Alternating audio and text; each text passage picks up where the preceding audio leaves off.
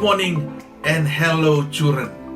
On behalf of the pastors, we welcome you all in the mighty name of our Lord Jesus Christ. We are so glad that you are joining us on this live stream. It's another Sunday to come together, worshiping and praising God, and also to learn more about the Word of God. Today is a very special day. It's Pentecostal Sunday, the day we remember the outpouring of the Holy Spirit mentioned in the book of Acts chapter 2. Today, we are going to learn more about the day of Pentecost. As we will find in Scripture, God sent His Holy Spirit to help us spread the good news of Jesus. Our memory verse for today is taken from the New Testament from the book of Acts chapter 2 verse 38. Let us read it together. 2, 3. Repent and be baptized, every one of you, in the name of Jesus Christ, for the forgiveness of your sins, and you will receive the gift of the Holy Spirit. Acts chapter 2 verse 38. Let us read it again, children. 2, 3. Repent and be baptized, every one of you, in the name of Jesus Christ, for the forgiveness of your sin, and you will receive the gift of the Holy Spirit. Acts chapter 2 verse 38. Wow, that was easy enough to read, isn't it? Remember, don't forget, that will be your memory verse for today. And yes, Acts chapter 2 verse 38 tells us that to receive the Holy Spirit and forgiveness of our sins, all we need to do is repent and be baptized in the name of Jesus Christ. God sent His Holy Spirit to guide us, teach us, and help us spread the good news of Jesus. Amen? Alright, now I want you all to sit very still and listen very carefully to the story I'm about to show you, which tells us about the coming of the Holy Spirit at Pentecost.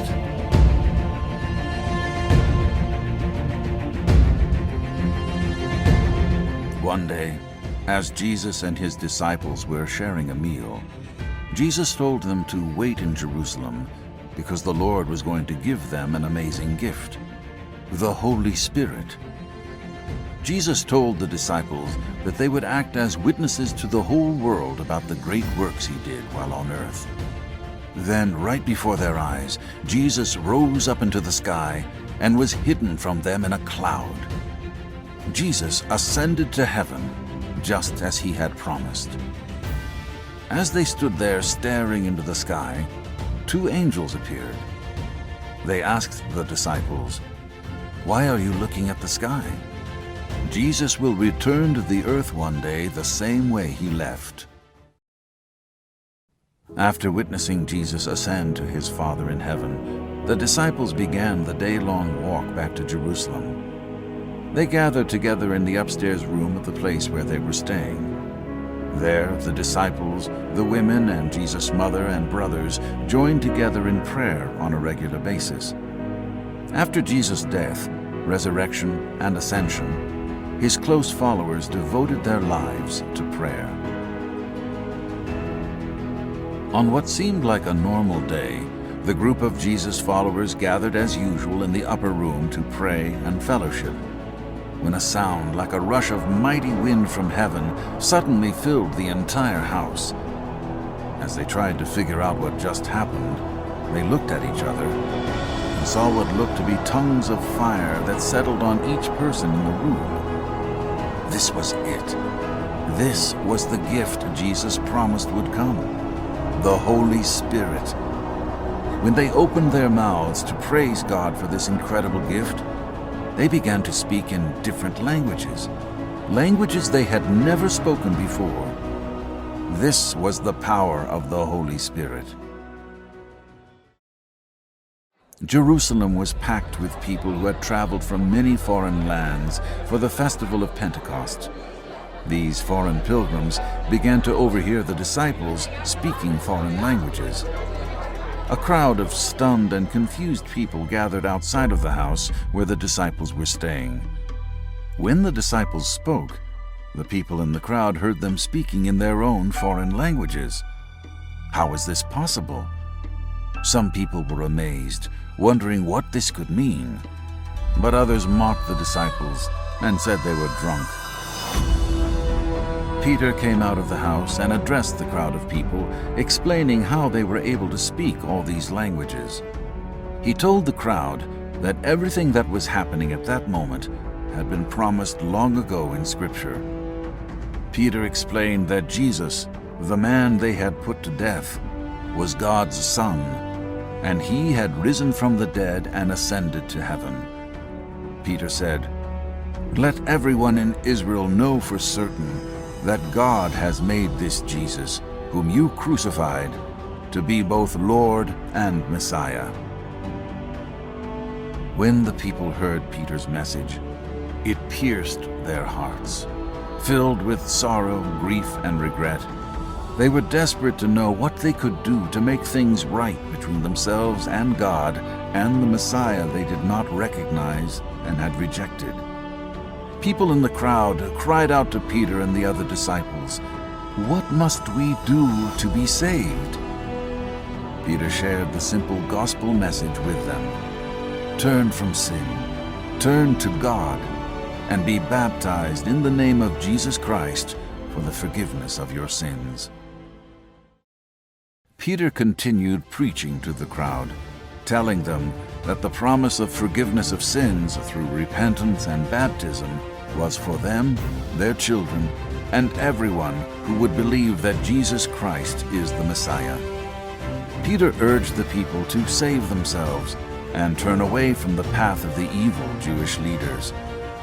About 3,000 people who heard Peter's message that day believed and were baptized. They devoted themselves to the disciples' teaching about all the great works Jesus had done and his call for us to love each other. This group of new believers met to learn, fellowship, and pray together, just as we do today.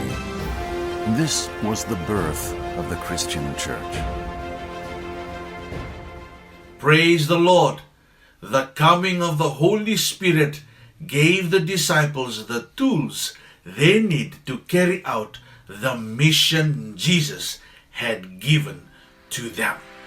With the Holy Spirit, they could go tell everyone about God's work, His love, and His faithfulness, as well as how to become a follower of Christ, becoming part of God's family. Amen. Our guest for this morning is a Sunday school teacher and also one of the writers of the children's curriculum of the Assemblies of God, Fiji. Children, let us welcome Talatala Epeli Ratunyata all the way from Fiji.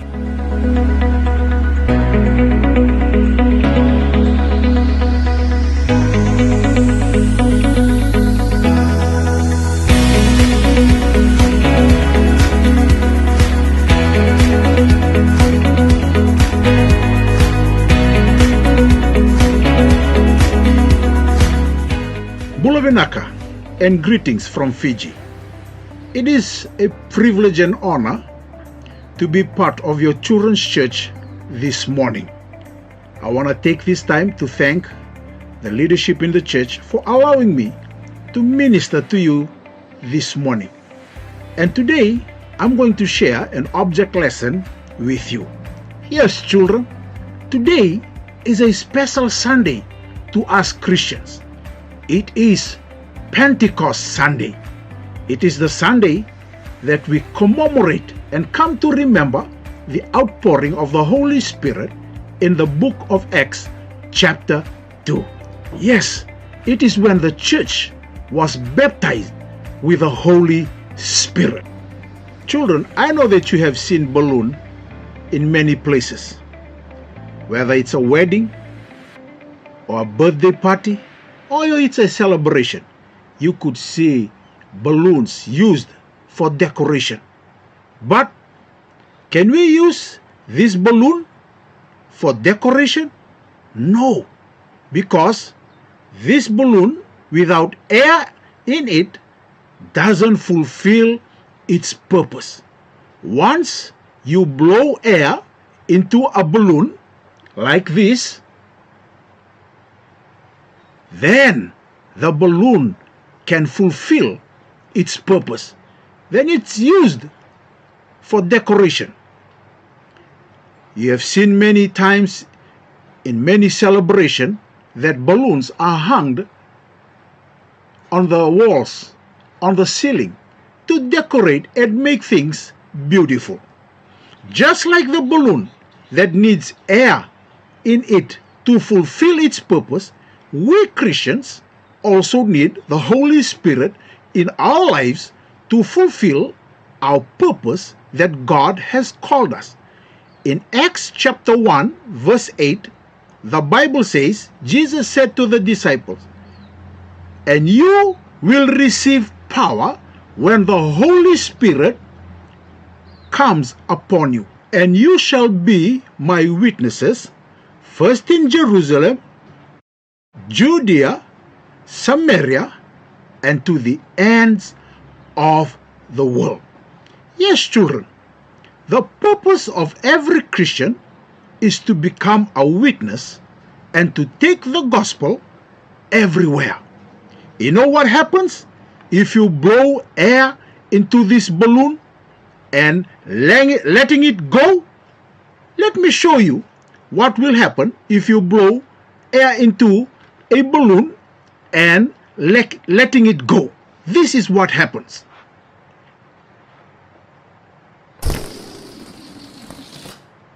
Did you see that? The balloon flew from place to place. Let me illustrate that again with the help of some children, our children's church ministry in our church. Observe carefully what happened. Yes, children, the balloon flew from place to place. Just as the balloon flew from place to place, we as Christians, being baptized by the Holy Spirit, being empowered by the Spirit of the living God, will be bold enough, will be fearless to take the gospel from place to place. After this lockdown, you can take the gospel to school. You could minister the gospel to your neighbors, to your relatives, to whomever you meet with the baptism of the Holy Spirit, the empowerment of the Holy Spirit in your life. You will have that courage to share and minister the gospel to everyone. So this morning, children, you may be asking, Tala, how can I receive the gift of the Holy Spirit? Well, our Bible verse this morning states it clear in Acts chapter 2 verse 38. Peter replied, "Repent and be baptized, all of you, in the name of Jesus Christ." And the Bible says, "And you shall receive the gift, the Holy Spirit." Yes, children, first you need to repent, and then the Holy Spirit will dwell in your heart. So this morning, if you know that you haven't received the Lord Jesus Christ in your life, you could pray and ask the Lord to forgive your sin, and you will receive the Holy Spirit as a gift and be empowered through the baptism of the Holy Spirit to do the work of the Lord that God has purposed for you and for me. Thank you. God bless you. Hallelujah. Thank you, Taltala. And yes, children, Just like the balloon, without air in it, it cannot fulfill its purpose. To fulfill our purpose which God has called us to do, we need to repent and be baptized and be filled with the Holy Spirit. Amen? And if you are someone listening to this message right now, and you know that you need Jesus in your life and that you need His Holy Spirit to give you the power to live for God, then you need to repent and ask God for the forgiveness of your sin. If you want to, then please pray this prayer with me. Let's pray. Dear Lord Jesus, we admit that we are sinners. We have done many things that don't please you. We are sorry and we repent. We ask you to forgive us.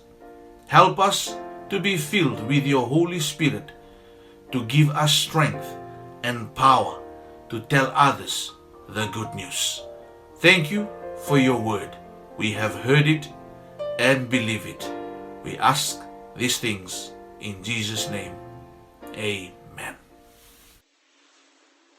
Congratulations! If you are that someone who has given your life to Jesus today, then please do let us know so that we can get in touch with you. Remember, children, God sent His Holy Spirit to help us spread the good news of Jesus. Thank you, kids, for watching, and we hope that this live stream today has helped you, encouraged you, and also blessed you. Pinakawakalevu, stay safe, stay alert, and may God bless you all.